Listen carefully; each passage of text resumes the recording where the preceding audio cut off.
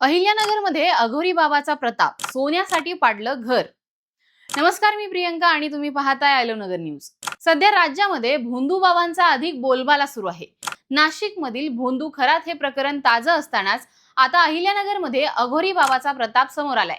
सोन्याचं आमिष दाखवत घर पाडायला सांगून घराच्या जागेवर बाबाने दावा मारण्याचा प्रयत्न केला असल्याचा धक्कादायक प्रकार समोर आलाय।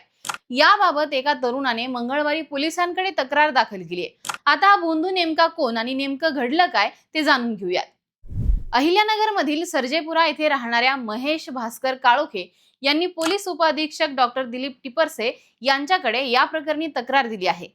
आता घडलं असं की तक्रारदार राहत असलेल्या सर्जेपुरा परिसरामध्ये शिव अण्णासाहेब सोनवणे हा राहत असून तो स्वतःला अघोरी बाबा समजायचा। जादूटोना करून तो परिसरातील नागरिकांमध्ये भीती पसरवण्याचं काम करत असल्याचा आरोप होता। घराखाली धन आणि सोनं गाडलेलं आहे असं खोटं सांगून त्याने तक्रारदार महेश काळोखे यांना त्यांचं राहतं घर पाडण्यासाठी भाग पाडलं। त्याच्या सांगण्यानुसार तक्रारदार यांनी फेब्रुवारी महिन्यात घर सुद्धा पाडलं, मात्र घराखाली कोणतंही धन अथवा सोनं आढळून आलं नाही।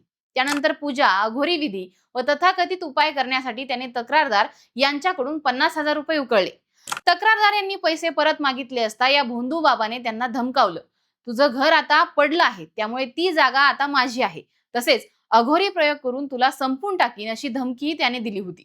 तसेच फिर्यादी व त्यांच्या आईला या प्रकरणी मारहाण केल्याची माहिती देखील समोर आली आहे। त्यामुळे भोंदू शिव सोनवणे याच्या विरोधात जादूटोना विरोधी कायद्यानुसार गुन्हा दाखल करावा अशी तक्रार महेश काळोखे यांनी याबाबत तोफखाना पोलीस ठाण्यात दिली आहे। त्यानुसार शिव अण्णासाहेब सोनवणे, ओम सोनवणे, कोहिनूर सोनवणे, यश सागर सोळशे अशा 4 जणांविरोधात तोफखाना पोलीस ठाण्यामध्ये गुन्हा दाखल करण्यात आलाय। मंडळी, आतापर्यंत आपण देशातील आणि राज्यातील भोंदूंची चर्चा ऐकली आहे, मात्र आता हे भोंदू आपल्या घरापर्यंत पोहोचले आहेत। त्यामुळे सावध व्हा आणि कुठल्याही आमिषाला बळी पडू नका। या प्रकरणाबद्दल तुम्हाला नेमकं काय वाटतं हे आम्हाला कमेंट करून सांगा आणि पाहत राहा आयलोनगर न्यूज।